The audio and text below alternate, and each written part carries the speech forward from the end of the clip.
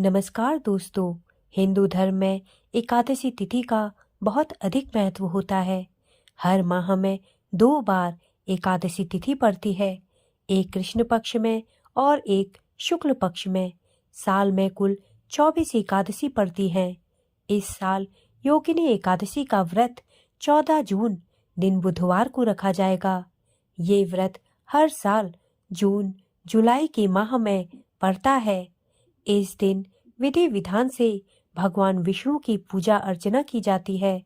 भगवान विष्णु की पूजा करने से सभी मनोकामनाएं पूर्ण होती हैं। धार्मिक मान्यताओं के अनुसार जो व्यक्ति योगिनी एकादशी का व्रत रखकर भगवान विष्णु की पूजा करता है, उसे मोक्ष की प्राप्ति होती है। इस व्रत को करने से 88,000 ब्राह्मणों को भोजन कराने के बराबर पुण्य की प्राप्ति होती है। इतना ही नहीं, मृत्यु के बाद स्वर्ग की प्राप्ति होती है।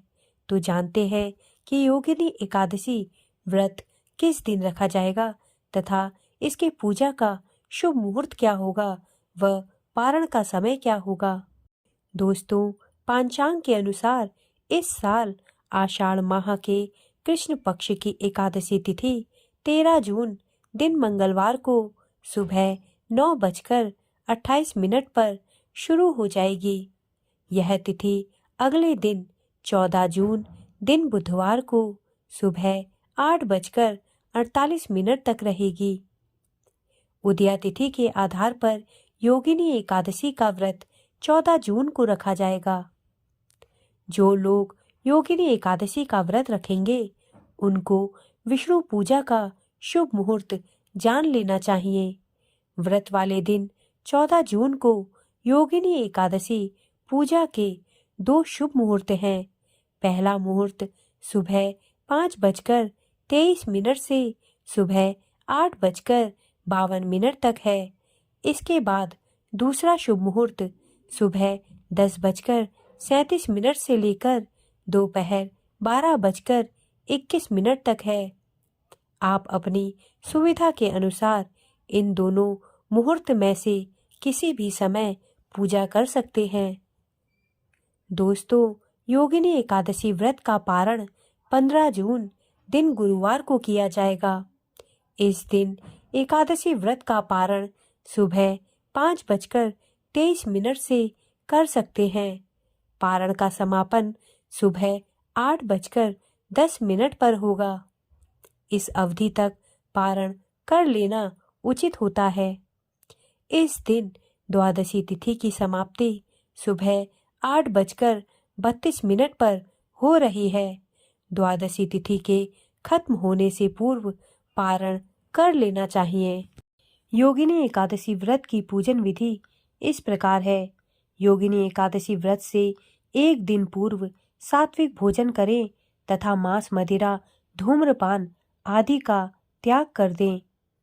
योगिनी एकादशी के दिन सुबह जल्दी उठकर स्नान आदि से निवृत्त होने के बाद साफ स्वच्छ वस्त्र धारण करें। इसके बाद पूजा स्थल की साफ सफाई कर उसे गंगा जल से शुद्ध करें। इसके बाद अपने हाथ में अक्षत, जल और फूल लेकर एकादशी व्रत और पूजा का संकल्प लें। फिर शुभ मुहूर्त में आप भगवान श्री हरि विष्णु की मूर्ति या तस्वीर को एक चौकी पर स्थापित कर दें। फिर उनको पंचामृत से स्नान कराएं। इसके पश्चात श्री हरि का श्रृंगार करें। उनको वस्त्र, पीले फूल, फल, माला, चंदन, धूप, दीप, अक्षत, हल्दी, तुलसी के पत्ते, शक्कर, सुपारी, पान का पत्ता आदि अर्पित करें। इस दौरान ओम नमो भगवते वासुदेवाय नमः मंत्र का उच्चारण करते रहें। फिर विष्णु चालीसा, विष्णु सहस्त्रनाम आदि का पाठ करें। इसके बाद योगिनी एकादशी व्रत की कथा सुने अथवा पढ़ें। पूजा के अंत में घी के दीपक या कपूर से भगवान विष्णु की विधि पूर्वक आरती उतारें तथा भगवान विष्णु से अपनी मनोकामना पूर्ति की प्रार्थना करें। दिन भर श्री हरि विष्णु के मंत्रों का जाप करते रहें तथा शाम को दोबारा दीप प्रज्वलित कर भगवान विष्णु की आरती उतारें व कुछ फलाहार करें। इसके बाद रात्रि जागरण करें। अगले दिन प्रातः स्नान के बाद भगवान विष्णु की पूजा करें तथा किसी ब्राह्मण को अन्न, वस्त्र, फल का दान और दक्षिणा दें। इसके पश्चात योगिनी एकादशी व्रत का पारण सूर्योदय के पश्चात शुभ समय में कर लें। इस प्रकार से योगिनी एकादशी का व्रत करें। आप पर भगवान विष्णु की अति कृपा होगी। भगवान श्री कृष्ण से जब युधिष्ठिर ने आषाढ़ कृष्ण एकादशी के महत्व के बारे में पूछा तो श्री कृष्ण ने कहा कि इस एकादशी को योगिनी एकादशी कहते हैं। इस व्रत को करने से व्यक्ति पृथ्वी पर समस्त भोग प्राप्त करता है और परलोक में उसे मुक्ति मिलती है। इस व्रत को करने से व्यक्ति के समस्त पापों का नाश हो जाता है तथा मृत्यु के बाद उसे स्वर्ग की प्राप्ति होती है।